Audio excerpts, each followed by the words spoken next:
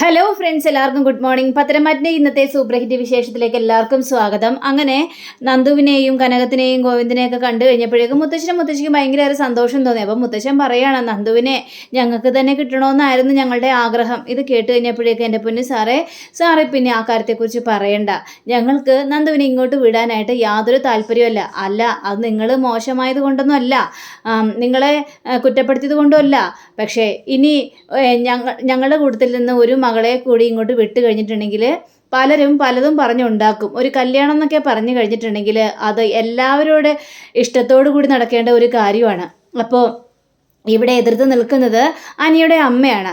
ആ അമ്മയ്ക്ക് ഇഷ്ടമില്ലാതെ ഈ മകൻ്റെ കല്യാണം നടക്കാനായിട്ട് അനുവാദം കൊടുക്കാവോ എന്നൊക്കെ ഇങ്ങനെ പറയുക. ഇതൊക്കെ കേട്ടുകഴിഞ്ഞപ്പോഴേക്കും മുത്തച്ഛനും ശരിയായിട്ടൊക്കെ തോന്നി. ഇനി അഥവാ ഇനിയിപ്പോൾ അനിയുടെ അമ്മയുടെ മനസ്സ് മാറി ഈ കല്യാണത്തിന് സമ്മതിച്ചാൽ പോലും ഞങ്ങൾക്ക് സമ്മതമല്ല.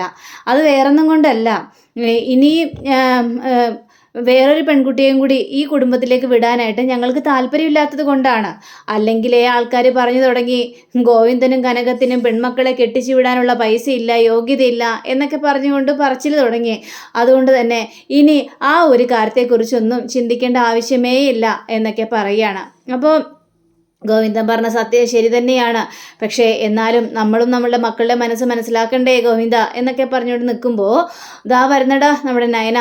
അപ്പം നയന ചിരിച്ചുകൊണ്ട് വരികയാണ്. ആഹാ, നിങ്ങളെല്ലാവരും എത്തിയോ എന്നൊക്കെ പറഞ്ഞുകൊണ്ട്. മോളെ എങ്ങനെയുണ്ട് മോളെ, നിനക്ക് ഇപ്പോൾ കുഴപ്പമൊന്നുമില്ലല്ലേ എന്ന് ചോദിച്ചു കഴിഞ്ഞപ്പോഴേക്കും കുഴപ്പമോ? എനിക്കും ഒരു കുഴപ്പമില്ല. അല്ലെങ്കിൽ എങ്ങനെ കുഴപ്പം വരാനാണ് അമ്മേ? അങ്ങോട്ട് തിരിഞ്ഞാലും ഇങ്ങോട്ട് തിരിഞ്ഞാലും ആദർശേട്ടൻ്റെ അമ്മ എന്നെ വിട്ടുപോലുമില്ല. ചുറ്റിനിങ്ങനെ പിടിച്ചു നിർത്തിയിരിക്കുകയല്ലേ, വേണ്ട വിധത്തിലുള്ള കാര്യങ്ങളെല്ലാം ചെയ്തു തന്ന് എന്നെ നോക്കുന്ന ആളല്ലേ ആദർശേട്ടൻ്റെ അമ്മ. അപ്പം പിന്നെ എനിക്ക് എന്തെങ്കിലും പേടിക്കാനുണ്ടോ എന്നൊക്കെ ഇങ്ങനെ പറയാണ്. അങ്ങനെ പറഞ്ഞപ്പോഴേക്കും മുത്തശ്ശിയാണെങ്കിലും മോളെ ദേ അവർക്കുള്ള റൂമുകളെല്ലാം കാണിച്ചു കൊടുക്കട്ടോ എന്നൊക്കെ പറഞ്ഞുകൊണ്ട് നിൽക്കുമ്പോൾ ശരി, ഞാൻ റൂമെല്ലാം കാണിച്ചു കൊടുത്തോളാം. അവർ അങ്ങനെ പോയി കഴിഞ്ഞപ്പോഴേക്കും ഈ സമയം തന്നെ ഈ നവ്യയെയും അതേപോലെ തന്നെ അഭിയെയും കാണിക്കുകയാണ്. അപ്പോൾ ഈ ജലജ വന്നിട്ട് പറയണം അഭിയോട്, എടാ അഭി, നീ ഇവിടെ ഇങ്ങനെ കുത്തിയിരുന്ന് നോക്കി നിന്നോട്ടോ. അവിടെ ആരൊക്കെ വന്നിരിക്കുന്നത് നിനക്ക് വല്ല അറിയോ? നിന്നെ തകർക്കാൻ വേണ്ടിയുള്ള നിന്നെ ശത്രുക്കളാണ് വന്നിരിക്കുന്നത്. അമ്മ അവർ വന്നിട്ട് പോകണമെങ്കിൽ പോട്ടെ, നമ്മളിപ്പം ഇനി എന്ത് പറഞ്ഞാലും അവരെ അടിച്ച് പുറത്താക്കാനൊന്നും മുത്തച്ഛൻ പോകുന്നില്ല. അപ്പോൾ പിന്നെ അവരവിടെ നിൽക്കുന്നതേ മെച്ചമുള്ളൂ എന്നൊക്കെ ഇങ്ങനെ പറയുകയാണ്. അപ്പം നമ്മുടെ നവ്യാണെങ്കിൽ അല്ലെങ്കിൽ എന്തിനാമ്മേ അവർ വന്നതിന് അമ്മ പേടിക്കുന്നത് എന്തിനാണ്? അവർ വരാതിരിക്കേ എന്ത് വേണമെങ്കിലും ചെയ്യട്ടേന്നേ. അഭി ഏതായാലും കുറ്റക്കാരനല്ലല്ലോ, പിന്നെ എന്തിനാ നമ്മൾ പേടിക്കുന്നത്? എൻ്റെ പൊന്നുമോളെ പേടിയൊന്നും ഉണ്ടായിട്ടല്ല, അവരെ കെട്ട കുടുംബങ്ങളാണ്. മോളെ നിന്നുദ്ദേശമല്ലോട്ടോ ഞാൻ പറഞ്ഞത്, നിൻ്റെ അച്ഛനും അമ്മയും ഒക്കെ ശരിയല്ലാത്ത ആൾക്കാരാണ്. പിന്നെ കൂടാതെ ആ നന്ദു ഇത് കേട്ട് കഴിഞ്ഞപ്പോഴേക്കും നവ്യക്ക് കലി വരികയാണ്. അപ്പം നവ്യ മനസ്സ് ചിന്തിക്കണം, എൻ്റെ അച്ഛനും അമ്മയും അല്ല ശരിയല്ലാത്ത ആൾക്കാർ, നിങ്ങളും നിങ്ങളുടെ മകനുമാണ്. അതിനു വേണ്ടിയാണല്ലോ ഞാൻ ഇത്രയും സഹിച്ചുകൊണ്ട് നിൽക്കുന്നത് എന്നൊക്കെ ഇങ്ങനെ സംസാരിക്കാം.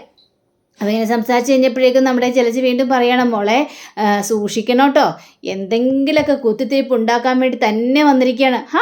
എന്ത് സൂക്ഷിക്കാനായിട്ട്? ഇനി അഭിയെക്കുറിച്ച് എന്നോട് എന്തെങ്കിലും പറയട്ടെ എന്നേ. പറഞ്ഞാലും ഞാനത് വിശ്വസിക്കോ? എൻ്റെ അഭിയെ എനിക്ക് പൂർണ്ണ വിശ്വാസമാണ്. അപ്പോഴേക്കും അഭിയാണെങ്കിൽ അതെ എൻ്റെ ഭാര്യയ്ക്ക് എന്നെ വിശ്വാസത്തോളം കാലം എനിക്ക് പേടിക്കാനൊന്നുമില്ല.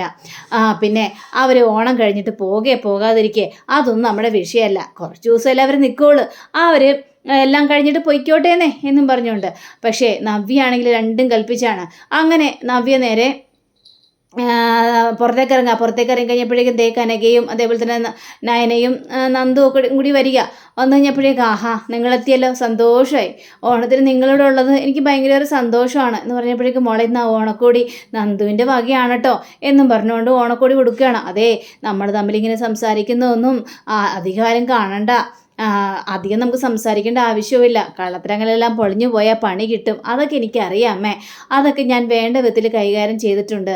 പിന്നെ നിങ്ങൾ വന്ന വിവരം ഇവളെ പോലെ നടക്കുന്ന ഒരാളുണ്ടല്ലോ ജലജാമ്മ, അവന്ന് ഞങ്ങളോട് പറഞ്ഞായിരുന്നു. ഇവളെ പോലെ നടക്കുന്നതോ? ഞാൻ ഉദ്ദേശിച്ചത് ഇവളുടെ മുടിയാ, അതേപോലെയാണല്ലോ അവർ നടക്കുന്നത്. അപ്പോൾ ഇത് കേട്ട് കഴിഞ്ഞപ്പോഴേക്കും ഇവരിരുന്ന് ഇങ്ങനെ ചിരിക്കുകയാണ്. മോളെ എന്തൊക്കെ പറഞ്ഞാലും ഏതൊക്കെ പറഞ്ഞാലും മോൾക്ക് ശത്രുക്കൾ ഇനി കൂടി വരത്തേ ഉള്ളൂ, നീ സൂക്ഷിക്കണം മോളെ, എനിക്ക് പേടിയാണ് മോളെ എന്നൊക്കെ ഇങ്ങനെ പറഞ്ഞു കഴിഞ്ഞപ്പോഴേക്കും എനിക്കൊരു പേടിയില്ല അമ്മേ, ആ പേടിക്കേണ്ട കാര്യമില്ല. പിന്നെ ഞാൻ പറഞ്ഞിട്ടാണ് അനഘയെ ഇങ്ങോട്ട് കൊണ്ടുവന്നത്. അപ്പോൾ അനഘ ഉള്ളിടത്തോളം കാലം അവൻ വെന്തുരുകി വെന്തുരുകി വേണം ഇവിടെ കഴിയാനായിട്ട്. അവളെ അവസാനിപ്പിക്കാനൊക്കെ അഭി പഠിച്ച പടി 18 നോക്കും. പക്ഷേ ഞാൻ വിട്ടുകൊടുക്കോ? ഇവൻ്റെ സ്വഭാവം എന്താണെന്നൊക്കെ എനിക്കറിയാലോ. പിന്നെ മറ്റവളെയും വിശ്വസിക്കാനായിട്ട് പറ്റൂല. ഈ അനിയെയും അവന്തികയുടെയും കല്യാണം നടത്താൻ വേണ്ടിയാണല്ലോ നിശ്ചയിച്ചിരിക്കുന്നത്. ഇത് കേട്ട നന്ദു ആണെങ്കിലോ അനി അവന്തികയെ കല്യാണം കഴിക്കാനൊന്നും പോകുന്നില്ല. ഇത് കേട്ട കനകത്തിന് കലി വരികയാണ്. അത് നീയാണ് അവിടെ തീരുമാനിക്കുന്നത്. നിനക്കെങ്ങനെ അറിയാടി അനി അവന്തികയെ കല്യാണം കഴിക്കില്ല എന്ന്? മിണ്ടിപ്പോകരുത് കേട്ടോ, അവൾ പറഞ്ഞുകൊണ്ട് വന്നിരിക്കുന്നു. നിനക്ക് നിൻ്റെ കാര്യം നോക്കി നടന്നാൽ പോരേടി നന്ദു എന്നും പറഞ്ഞുകൊണ്ട് നന്ദുവിനിട്ട് വഴക്ക് പറയുകയാണ്. അപ്പോൾ അങ്ങനെ വഴക്ക് പറഞ്ഞു കഴിഞ്ഞപ്പോഴേക്കും അമ്മ എന്നാലും എന്താ നോക്കിയമ്മേ, അനിയും നന്ദും കൂടി തമ്മിൽ ഒന്നിക്കുന്നതാണ് ഞങ്ങൾക്ക് ഇഷ്ടം. ഇത് കഴിഞ്ഞപ്പോഴേക്കും നവ്യേ വേണ്ടട്ടോ നവ്യേ, ആ കാര്യത്തെക്കുറിച്ച് ഇവിടെ പറയണ്ട. നമ്മളത് അവസാനിപ്പിച്ച ചാപ്റ്ററാണ്. ഏതായാലും നവീൻ മോൻ്റെയും നന്ദുവിൻ്റെയും കല്യാണം നടത്തണമെന്നാണ് ഞങ്ങളുടെ ആഗ്രഹം. അത് ഒത്തു വന്നിരിക്കുകയാണ്. ഇനി നവീൻ മോനെ പോലൊരു ചെറുപ്പക്കാരനെ ഇവൾക്ക് ശരിക്കും കിട്ടില്ല. പറ മനസ്സിലായോ? ഇവളുടെ സ്വഭാവത്തിനനുസരിച്ച് അങ്ങനെയൊന്നും കിട്ടാനായിട്ട് പോകുന്നില്ല. അതിൻ്റെ ഇടക്ക് അനിയുടെ കാര്യം പറഞ്ഞുകൊണ്ട് നിങ്ങൾ വരാൻ നിൽക്കരുത്, ഇത് മുടക്കാനായിട്ട് നിൽക്കരുത്. നിങ്ങളെല്ലാവരും കൂടി ചേർന്നുകൊണ്ട് നന്ദുവിൻ്റെയും നവീൻ്റെയും കല്യാണം നടത്തി കൊടുക്കണം. ഞാൻ നന്ദുവിനെ ശരിക്കും പറഞ്ഞ് ഇങ്ങോട്ട് കൊണ്ടുവരില്ലായിരുന്നു. പിന്നെ നവീൻ മോൻ വരുന്നത് കൊണ്ട് മാത്രമാണ് നന്ദുവിനെയും കൊണ്ട് ഞാൻ ഇങ്ങോട്ട് വന്നത്. നിങ്ങൾക്ക് പറഞ്ഞാൽ മനസ്സിലായല്ലോ എന്നും പറഞ്ഞുകൊണ്ട് കനകം പോയി കഴിഞ്ഞപ്പോഴേക്കും നമ്മുടെ നവ്യ നയനോട് പറയണേ, എന്ത് ചെയ്യും നയനെ, ഇതെങ്ങനെ മുടക്കും എന്നൊക്കെ എനിക്ക് ചോദിച്ചപ്പോഴേക്കും അതൊന്നും എനിക്കറിയില്ല ചേച്ചി, എങ്ങനെ മുടക്കാൻ പറ്റുമെന്നൊന്നും അറിയില്ല. പക്ഷേ അവളുടെ മനസ്സിൽ ഭയങ്കര സങ്കടമുണ്ട്. അനിയും ആകെ മൂഡ് ഓഫായിട്ട് നിൽക്കുന്നത്. പക്ഷേ ഈ ഒരു വശത്ത് നവീനായി പോയത് കൊണ്ടാണ്. നവീനെ അവനും നന്ദുവിനെ ഭയങ്കര ഇഷ്ടമാണ്. അല്ലെങ്കിലും നന്ദുവിനെ ആർക്കാണ് ഇഷ്ടപ്പെടാത്തത്? സ്മാർട്ടായ ഒരാണിന് നന്ദുവിനെ പോലൊരു പെൺകുട്ടിയെ ശരിക്കും ഇഷ്ടമാകും. അത് നമുക്ക് എല്ലാവർക്കും അറിയാവുന്ന കാര്യം. അവളുടെ നല്ല സ്വഭാവമല്ലേ. പക്ഷേ അനിയും ഇതേപോലെ സ്നേഹിക്കുന്നു, ആത്മാർത്ഥമായിട്ട് സ്നേഹിക്കുന്നു. പക്ഷേ നന്ദു സ്നേഹിക്കുന്നത് അനിയെ തന്നെയാണല്ലോ, നവീനെ അല്ലല്ലോ. പക്ഷെ നവീൻ ആയതുകൊണ്ടാണ് അവൾ നോ എന്ന് പറയാത്തത്. ഇനിയിപ്പോൾ ഇതെങ്ങനെ മുടക്കുമെന്ന് ആലോചിച്ചിട്ട് ഒരു പിടിയും കിട്ടുന്നില്ല. ഈ കല്യാണം അങ്ങനെ നടന്നു കഴിഞ്ഞാൽ അനി ആകെ തകർന്നു പോകും എന്നൊക്കെ രണ്ടുപേരിങ്ങനെ സംസാരിക്കുകയാണ്.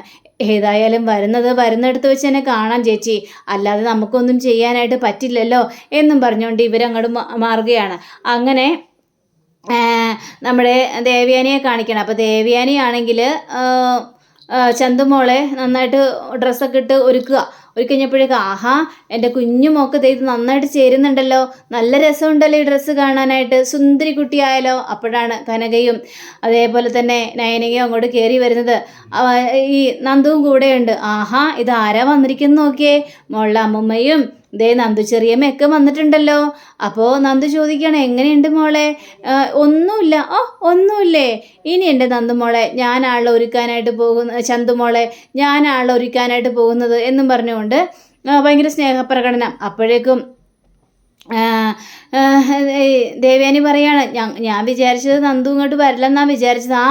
നന്ദുവിന് ഇങ്ങോട്ട് കൊണ്ടുവരണ്ടെന്നൊക്കെയാണ് ഞാനും വിചാരിച്ചത്. കല്യാണം കഴിഞ്ഞതിന് ശേഷം ഇങ്ങോട്ട് കൊണ്ടുവരാമെന്നൊക്കെ വിചാരിച്ചത്. പക്ഷേ നവീൻ മോൻ്റെ ഒരൊറ്റ നിർബന്ധത്താൽ പ്രകാരമാണ് നന്ദുവിനെ ഇങ്ങോട്ട് കൊണ്ടുവരാമെന്ന് ഞാൻ വിചാരിച്ചത്. അല്ലെങ്കിൽ കൊണ്ടുവരുന്നില്ലായിരുന്നു. നവീൻ മോനുള്ളത് കൊണ്ടാണ് അവളെയും കൊണ്ടുവന്നത്. അല്ല എന്തിനാണെന്നേ ഇങ്ങനെ ടെൻഷൻ അടിക്കുന്നത്? ടെൻഷൻ ഇല്ലാതിരിക്കുമോ പിന്നെ ആദർശിൻ്റെ അമ്മേ? കാരണം നന്ദുവിൻ്റെ അനിയുടെയും കാര്യം അറിയാലോ. കണ്ണ് തെറ്റിയാൽ ഞങ്ങൾക്ക് പേടിയാണ്. ഇനിയും ഒരു ദുരന്തം സഹിക്കാനൊന്നും ഞങ്ങൾക്ക് ഏതായാലും സാധിക്കില്ല എന്നും പറഞ്ഞുകൊണ്ട് കഴിഞ്ഞപ്പോഴേക്കും ദേവയാനി കൂടുതലൊന്നും സംസാരിക്കാനായിട്ട് പോയില്ല. അങ്ങനെ ഈ അനഘയുടെ കാര്യങ്ങളെല്ലാം വിശേഷങ്ങളെല്ലാം അവിടെ ചോദിച്ചറിയാണ്. പിന്നീട് കാണിക്കുന്നത് ആദർശിനെയും നയനയാണ്. അപ്പോൾ ആദർശിനോട് നയന ഇങ്ങനെ പറയുകയാണ്, അമ്മയച്ഛനും ഇവിടെ വന്നിട്ടുണ്ട്, അവരാരെങ്കിലും എന്തെങ്കിലുമൊക്കെ പറഞ്ഞു കഴിഞ്ഞാൽ എനിക്കാകെ ചൂടായി കയറും കേട്ടോ ആദർശേട്ടാ. ചൂടായി കയറുന്നെങ്കിൽ അവരെന്തെങ്കിലും പറഞ്ഞ് ഞാൻ തിരിച്ച് നല്ല മറുപടി കൊടുത്തു. അതിനിപ്പോൾ നിന്നെ എതിർക്കാനായിട്ട് ഇവിടെ ആരും വരാനായിട്ട് പോകുന്നില്ല. പക്ഷേ എനിക്കിപ്പോൾ ഒരു സങ്കടം, നന്ദുവും അനിയും ഇപ്പോഴും ഇനി കണ്ടുമുട്ടുമല്ലോ, അവർ പരസ്പരം കണ്ടു കഴിഞ്ഞാൽ ആകെ പ്രശ്നമാകുമല്ലോ. നമുക്കിതിലൊന്നും ചെയ്യാനായിട്ട് പറ്റില്ലല്ലോ നയനെ. നമ്മൾ കുറേ പ്രാവശ്യം എല്ലാവരോടും സംസാരിച്ച് നോക്കുകയും ചെയ്തു. പക്ഷേ നന്ദുവിൻ്റെ അമ്മയല്ലേ ഇവിടെ കടുംപിടുത്തം പിടിച്ചിരിക്കുന്നത്, നവീനെയും നന്ദുവിൻ്റെയും കല്യാണം നടത്തുമെന്നും പറഞ്ഞുകൊണ്ട് ഉറപ്പിച്ച് വെച്ചിരിക്കുന്നത്. അപ്പോൾ പിന്നെ നമുക്കിതിലെന്ത് ചെയ്യാനായിട്ട് സാധിക്കും എന്നൊക്കെ പറഞ്ഞപ്പോഴേക്കും ആദർശൻ പറഞ്ഞ കാര്യം സത്യം തന്നെയാണ്, നമുക്കൊന്നും ചെയ്യാനായിട്ട് സാധിക്കത്തില്ല. അങ്ങനെയല്ല സംസാരിക്കുക. പിന്നീട് കാണിക്കുന്നത് നവ്യ. അപ്പം നവ്യയുടെ അമ്മ വന്ന് കനകം വന്ന് പറയാണ്, മോളെ എന്തായി കാര്യങ്ങളൊക്കെ? അനഘയെ ഇവിടെ കൊണ്ടുവന്നൊന്നും അവന് തീരെ ഇഷ്ടപ്പെട്ടിട്ടുണ്ടാവില്ല. ഇല്ലമ്മേ, അവനത് തീരെ ഇഷ്ടപ്പെട്ടിട്ടൊന്നുമില്ല. അവൾ വന്നപ്പം മുതൽ ആകെ വിറങ്ങലിച്ചൊരവസ്ഥയിലാണ് നിൽക്കുന്നത്. എന്ത് ചെയ്യണമെന്നറിയാൻ പാടില്ലാത്തൊരവസ്ഥയിൽ. പക്ഷേ അവനെ ഞാൻ വിടുക അങ്ങനെ? അവൻ അനഘയെ കണ്ട് അവൻ്റെ നെഞ്ചുരുകി അവന് ഇല്ലാതെയാവണം. അവനെയും അവൻ്റെ അമ്മയും തറ പറ്റിക്കാൻ വേണ്ടി തന്നെയാണ് ഞാൻ മുൻകൈയെടുത്ത് വന്നിരിക്കുന്നത്. അതിന് യാതൊരു സംശയവും വേണ്ടമ്മേ എന്നൊക്കെ ഇങ്ങനെ പറയുമ്പോഴാണ് അതാ വരുന്നടാ ജലജയെ കണ്ട ഉടനെ തന്നെ ഇതൊക്കെ പറയാൻ നിങ്ങൾ ആരാണ്? ഇനിയും നിങ്ങൾ എൻ്റെ മനസ്സ് മാറ്റാനായിട്ട് വരേണ്ട ആവശ്യമൊന്നുമില്ല. കനകം ഇതെന്താ ഇവൾക്ക് ഇതെന്താ ഇത്ര പെട്ടെന്ന് എന്ത് പറ്റി എന്നൊക്കെ ഇങ്ങനെ ചിന്തിച്ചുകൊണ്ടിരിക്കുക. അപ്പോഴാണ് ജലജയെ കാണുന്നത്. എന്താ മോളെ ഇവളെന്താ പറഞ്ഞുകൊണ്ടിരിക്കുന്നത് എന്ന് ചോദിക്കുമ്പോൾ അത് പിന്നെ ഓരോ കാര്യങ്ങളിങ്ങനെ പറഞ്ഞ് ഈ പറഞ്ഞ വിഷയം തന്നെ അമ്മയ്ക്കറിയാലോ അബിയെ കുറ്റപ്പെടുത്താൻ വേണ്ടിയാണ് വന്നിരിക്കുന്നത്.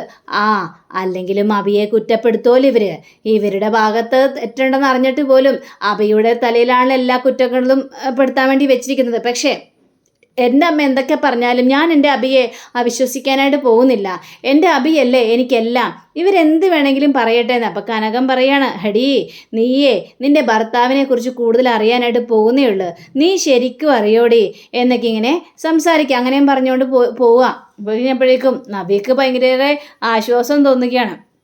അങ്ങനെ ഇവർ മൂന്നുപേരും കൂടി സംസാരിച്ചുകൊണ്ടിരിക്കുന്ന സമയത്ത് ഈ കനകയും അതേപോലെ തന്നെ ജലജയും കൂടി വരിക. അപ്പോൾ കനകം പറയാണ്, കൊള്ളാം, നിങ്ങൾക്ക് ഏതായാലും നല്ല റൂമും കാര്യങ്ങളൊക്കെ അവർ തന്നിട്ടുണ്ട്. പക്ഷേ കനകം, നിങ്ങൾ വന്നതുകൊണ്ട് എനിക്ക് പ്രശ്നമൊന്നുമില്ല. നിങ്ങൾ 2 പെൺമക്കളും ഇവിടെ ഉണ്ടല്ലോ, നിങ്ങൾക്ക് അവരെ വന്ന് കാണാം, സംസാരിക്കാം, ഒക്കെ ചെയ്യാം. പക്ഷേ ഇവളെ കൊണ്ടുവന്നത് അതെനിക്ക് അങ്ങോട്ട് തീരെ ഇഷ്ടപ്പെടുന്നില്ല. എൻ്റെ മകൻ ഇവിടെ ഉള്ളതാണ്. അപ്പോൾ ഇവളുടെ കല്യാണം കഴിഞ്ഞിട്ട് കൊണ്ടുവന്നാൽ പോരായിരുന്നില്ലേ എന്നൊക്കെ ചോദിക്കുകയാണ്. ഇങ്ങനെ ചോദിച്ചു കഴിഞ്ഞപ്പോഴേക്കും അതെന്താ എൻ്റെ മോളിവിടെ കൊണ്ടുവന്നാൽ? അപ്പോൾ നയനയും പറയാണ്, അതെ, അവളിവിടെ കൊണ്ടുവന്ന് വിചാരിച്ച് എന്താ കുഴപ്പം? നിങ്ങളുടെ മോനോട് അടങ്ങി ഒതുങ്ങി നിൽക്കാനായിട്ട് പറയണം. അതാണ് വേണ്ടത്. അല്ലാതെ എൻ്റെ അനിയത്തിയെ കുറ്റപ്പെടുത്തുകയല്ല വേണ്ടത് എന്നൊക്കെ ഇനി സംസാരിക്കുകയാണ്. ഇനിയിപ്പോൾ എൻ്റെ മോൻ്റെ തലയിൽ വെച്ചോ. നിൻ്റെ മോളോട് അടങ്ങിയിരിക്കുന്ന ആദ്യം പറയണം. അപ്പോൾ ജലജയാണെങ്കിൽ അല്ലെങ്കിലും അടങ്ങിയിരിക്കൂലല്ലോ, ഇവളുടെയൊക്കെയല്ലേ സ്വഭാവം. ഇവളാണെങ്കിൽ ഏതെങ്കിലും പണക്കാർ വീട്ടിൽ കൊണ്ടേ മകളെ എത്തിച്ചാൽ മതി എന്നും പറഞ്ഞുകൊണ്ടിരിക്കുകയാണല്ലോ. അപ്പം പിന്നെ ഇതിനപ്പുറവും ഇവരൊക്കെ ചെയ്തു കൂട്ടും. എന്ത് കേട്ടിനാ എനിക്ക് ദേഷ്യം ഭരിക്കണത്? അപ്പച്ചി കൂടുതൽ സംസാരിക്കാനായിട്ട് നിൽക്കരുത്. പറഞ്ഞാൽ മനസ്സിലായല്ലോ? കൂടുതൽ സംസാരിച്ചു കഴിഞ്ഞാലേ അപ്പച്ചിയുടെ പല കാര്യങ്ങളും എനിക്കറിയാം. അത് ഞാനിവിടെ പൊട്ടിച്ച് പാളീസാക്കും. അപ്പച്ചി വലിയ നല്ല പുള്ള ചമയേണ്ട ആവശ്യമൊന്നുമില്ല. ഒരുപാട് ചമഞ്ഞാലേ ആകെ പ്രശ്നം കിട്ടും എന്നൊക്കെ ഇങ്ങനെ പറയുക. ഇത് കേട്ട ജലജ ഒന്നും മിണ്ടാതെ അന്തിച്ചിങ്ങ് നോക്കി നിൽക്കുക. അപ്പോഴേക്കും നമ്മുടെ ഈ ജാനകി പറയാണ്, ഇതെന്താ ജലജ, നിന്നെ ഇത്രയൊക്കെ പറഞ്ഞിട്ട് നീ എന്താ ഒന്നും മിണ്ടാതിരിക്കുന്നത്? നല്ല മറുപടി കൊടുക്കാൻ പാടില്ലേ? പറയട്ടെ ജാനകി, അവൾ എന്ത് വേണമെങ്കിലും പറയട്ടെ എന്ന് പറഞ്ഞുകൊണ്ട് ഒറ്റ പോക്കാണ്. ഇവരിങ്ങനെ പോയി കഴിഞ്ഞപ്പോഴേക്കും ഈ കനകമാണെങ്കിൽ, അതെന്താ മോളെ, അവൾക്ക് എന്തോ പറ്റിയിട്ടുണ്ടല്ലോ, നീ അത്രയ്ക്കും പറഞ്ഞിട്ട് പോലും ഒരക്ഷരം പോലും മിണ്ടാതെ പഞ്ചപുച്ഛ മടക്കിയല്ലേ അവൾ പോയത്? അങ്ങനെ പോകുമല്ലോ, കാരണം അതേപോലുള്ള കാര്യങ്ങൾ എനിക്കറിയാലോ. അപ്പോഴേക്ക് നന്ദു ആണെങ്കിലും അതെ, ഇവരെക്കുറിച്ച് എന്തെങ്കിലും രഹസ്യം ചേച്ചിക്ക് അറിയാമായിരിക്കും. അതുകൊണ്ടാണല്ലോ ചേച്ചിയുടെ ഒരക്ഷരം പോലും മിണ്ടാതെ അവർ പോയത്.